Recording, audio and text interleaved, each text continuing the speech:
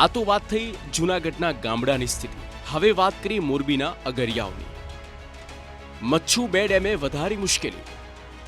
પાણી છોડાતા અગરિયાઓ ચિંતામાં। મીઠાના પાકને થઈ શકે અસર।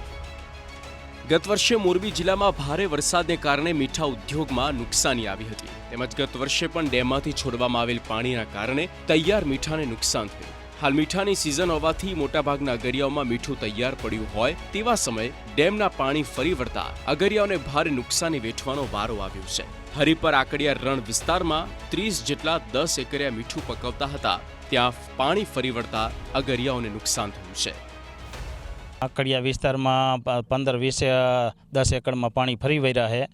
મચ્છુ 2 ડેમના પાણી આવતા નદીમાંથી આવીને આગળથી કરી ગયા છે। પાણી છોડવામાં આવ્યું છે તે માળિયા તાલુકાના 10 એકરોમાં બધા મોટે ભાગે 10 એકરોમાં ઘરી ગયેલું છે અને ખાસી બધી એવી નુકસાની મીઠાના અગરિયાઓને થઈ છે।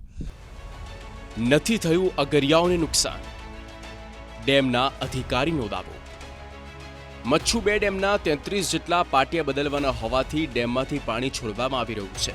3513 ક્યુસેક પાણી છોડવામાં આવતા ડેમમાંથી 413.18 MCFT જેટલો જથ્થો છોડવામાં આવ્યો। આ પાણી માળિયા નજીક આવેલ હરિપરના રણ વિસ્તારમાં આવેલ અગરિયાઓમાં પાણી ફરી વળ્યા છે। રણ વિસ્તારમાં પાણી ફરી વળતા અગરમાં પડેલ તૈયાર મીઠાને નુકસાન થયું છે। ડેમમાંથી પાણી છોડવા અંગે ડેમ અધિકારીએ કહ્યું કે અગરિયાઓને નુકસાન ન થાય એ રીતે પાણી છોડ્યું છે। માત્ર 3500 ક્યુસેક જેટલું પાણી છોડાયું છે। આપણે મચ્છુ 2 ડેમના દરવાજા બદલવા માટે ડેમ ખાલી કરવાનું આયોજન કરવામાં આવેલું હતું અને જે આપણે 2 દિવસ દરમિયાન ડેમ ખાલી કરીને ડેમમાંથી પાણીનો પ્રવાહ છોડવામાં આવેલો હતો। એમાં આપણે મીઠાના ઉદ્યોગને નુકસાની ન થાય એના માટે આપણે ખાસ કરીને ડેમમાંથી મેક્સિમમ 3500 ક્યુસેકનો પ્રવાહ છોડવામાં આવેલો હતો।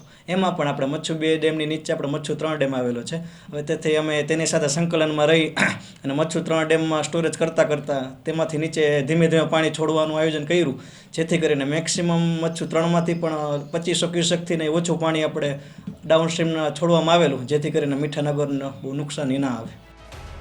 તો આ બાબતે સિંચાઈ વિભાગને પત્ર લખવામાં આવ્યું છે।